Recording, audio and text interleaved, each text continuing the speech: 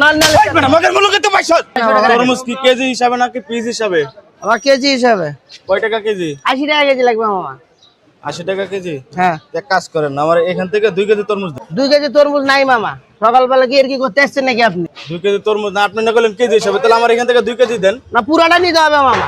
পুরোটা কেন নিব? সময় নষ্ট করার টাইম না, আপনি অন্যদিকে যান গা। পুরোটা কেন নিব? আমার 2 কেজি দরকার, আপনি আমার 2 2 কেজি কেজি দেন। বেশি না মামা, নিলে পুরাটাই।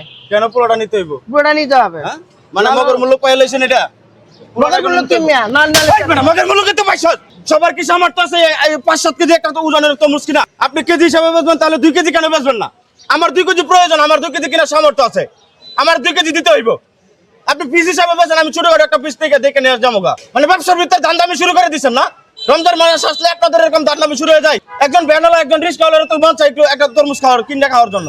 তা তারা কি সারাদিন ইনকাম করে কয় টাকা? এক তরমুজ কেজি হইব 8-9 কেজি, 80 টাকা কেজি হলে এটার দাম কত আসে?